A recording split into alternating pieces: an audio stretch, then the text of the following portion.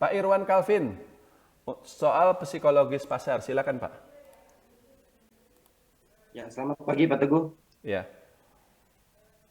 Gini loh Pak, dari pengamatan saya kan penilaian Teguh udah kemungkinan ditunggu aja.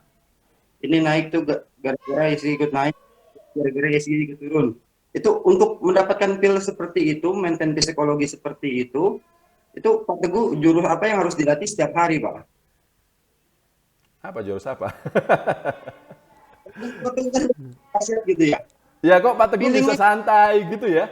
Bisa iya bisa Pak. nggak bisa cuek gitu, sahamnya naik diam aja, sahamnya turun diam aja gitu ya? Seperti itu Pak Irwan. Nah. Aku kemarin masuk dari hari Selasa Pak Teguh.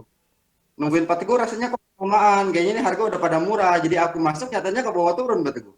Nah, berarti kena jebakan, oke. Dan kenapa masuk ya? Karena udah nggak sabar gitu ya. Kayaknya udah murah Hmm. ini gitu kan, seperti itu gitu kan. Oke, oke, oke. Tapi kadang-kala masalahnya bukan dikatakanlah masuknya kecepatan atau telat, tapi di psikologis ya kan. Eh, kita tuh nggak tenang setiap saat gitu loh. Saham naik bingung, saham turun juga bingung seperti itu. Oke, saya jawab sedikit ya. Sebenarnya ini juga sudah sering saya bahas sih di teguhhidayat.com karena kata kuncinya begini loh. Kalau psikologis kita tidak tenang, maka analisa sebaik apapun kita tidak akan bisa menerapkannya di lapangan. Kita tidak akan bisa mengeksekusinya. Kita tahu saham A bagus, murah segala macam, tapi psikologis kita itu ya tidak tenang gitu. Kita beli lalu sahamnya turun, panik, malah cut loss. Begitu cut loss dia terbang, kan seperti itu. Saya sering itu dulu waktu masih awal-awal pemula, saya mengalami hal-hal seperti itu. Jadi sama seperti kita main bola lah, kalau misalnya sepak bola itu kita udah ada formasi, kita udah ada strategi, tapi begitu di lapangan kita emosi misalnya gitu ya, kita berantem sama pemain lawan gitu ya, udah berantakan pasti kalah itu. Ya kemarin itu AC Milan kalah itu sama Inter Milan itu di Coppa Italia, gara-gara Ibrahimovic berantem sama Lukaku. Nah, intinya analisa sebaik apapun, tapi kalau psikologis kitanya tidak cukup kuat, hasilnya tetap mungkin kita akan rugi. Seperti itu. Jadi bagaimana cara kita mengendalikan masalah psikologis ini ya. Sebenarnya saya sudah banyak copy paste strategi-strateginya Warren Buffett loh. Kalau Bapak perhatikan gitu ya. Yang pertama adalah strategi yang paling sering saya lakukan adalah menghindari hiruk pikuk, Pak. Menghindari hiruk pikuk. Pak Irwan dan juga teman-teman yang lain mungkin tiap hari nongkrongin Instagram, Stockbit, Twitter, ya, grup-grup WhatsApp, grup-grup Telegram, diskusi. Mending kalau diskusi, ini mah bukan diskusi, debat yang ada. Bilang ini sudah waktunya beli, udah waktunya jual. Ini beris nanti naik terus, tapi gilirannya turun, orangnya hilang. Nggak ngomong-ngomong lagi seperti itu, gitu kan. Terus yang ada yang kena korban pom-pom, marah-marah aja terus di situ. Ini OJK harus bertanggung jawab, saya rugi segala macam gitu kan. Terus ada yang juga ngomong, ya ngapain siapa yang suruh lu beli? Ya yang ngomong begini, ini pasti yang cuannya ini, gitu kan. Seperti itu. Grup-grup seperti itu isinya orang berbagai macam, tapi harus saya kasih tahu Bapak Ibu sekalian. Tidak ada investor expert profesional di grup-grup seperti itu, tidak ada. Nggak akan ada. Kecuali mereka yang mengaku bahwa dirinya expert. Kalau yang beneran pengalaman, beneran udah lama, Pak Lo Keng Hong lah contohnya, nggak akan ada itu di grup-grup seperti itu. Dan termasuk saya juga tidak. Saya itu sering diundang, Pak Teguh masuklah ini, grup ini, isinya bagus loh, direktur-direktur perusahaan-perusahaan TBK loh, ini isinya fund-fund manager besar. Ngapain saya bilang? Buat apa? Kenapa Warren Buffett itu dia tinggalnya di kota kecil Omaha, bukan New York? Karena dia menghindari hiruk pikuk. Dan kenapa Teguh Hidayat tinggalnya di Cimahi, bukan Jakarta?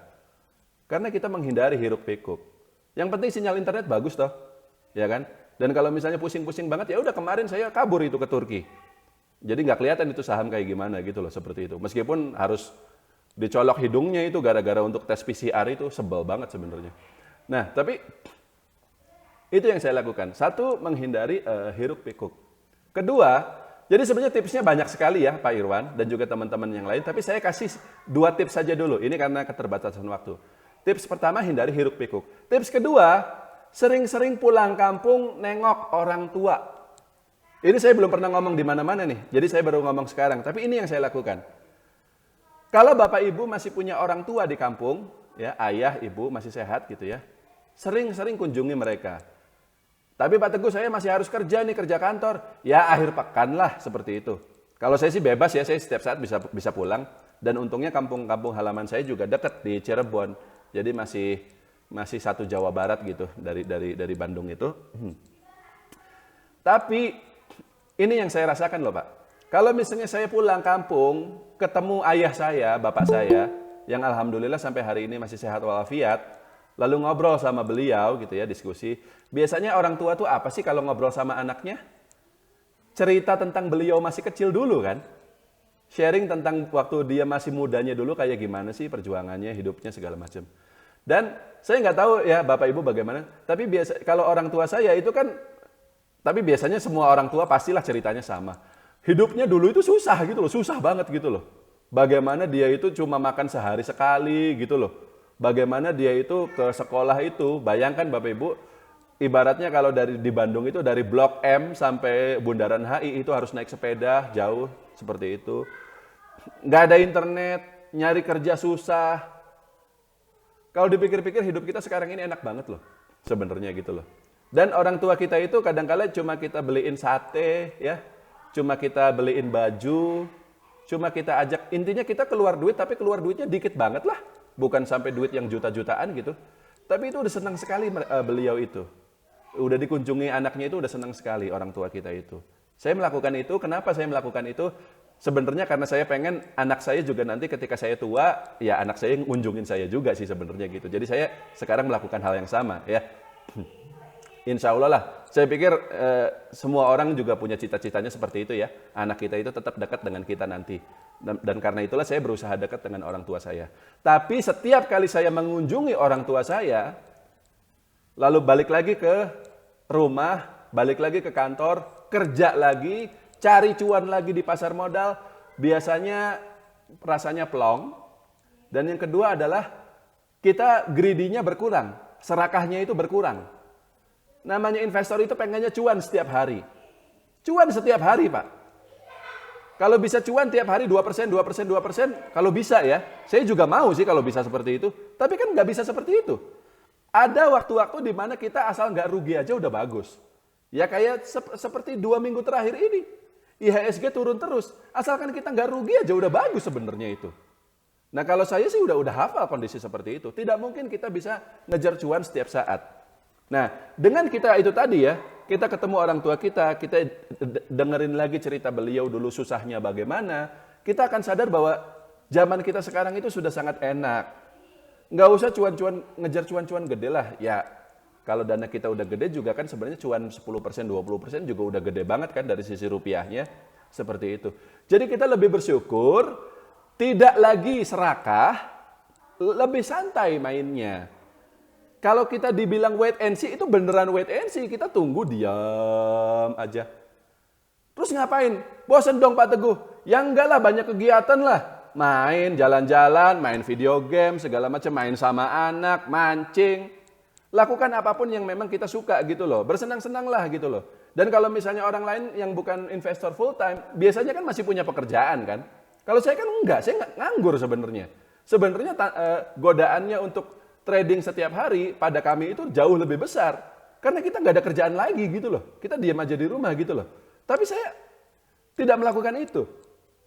Ketika saya beli, saya tunggu sampai waktunya sangat tepat.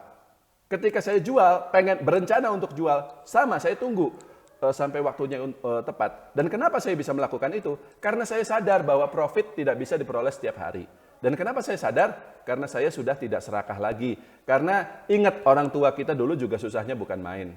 Kondisinya sebagaimana seperti itu. Kita sih hari ini ya, sejak adanya pandemi ini ya berat badan saya naik. Karena ya di rumah terus, makan terus, ya kan? Saya pikir teman-teman juga mengalami hal yang sama. Orang tua kita dulu boro-boro, Pak. Mereka itu kurus sekali. Ayah saya sendiri juga baru sekarang ini agak gemukan gitu. Tapi saya lihat foto-fotonya beliau itu kurus sekali. Jangankan untuk ngejar cuan segala macam, makan aja susah gitu seperti itu. Nah jadi sarannya seperti itu Pak Irwan ya. Jadi hindari hiruk pikuk ya. Dan yang kedua adalah kalau kita punya orang tua masih lengkap di kampung, datanglah kunjungi mereka gitu. Kalau nggak orang tua ya saudara kita siapalah gitu yang memang kita bisa kunjungi mereka gitu seperti itu. Kurang lebih seperti itu Pak Irwan. Ya, terima kasih. Ada pertanyaan lagi nggak? Nggak? Udah cukup? Sudah Pak. Oke ya.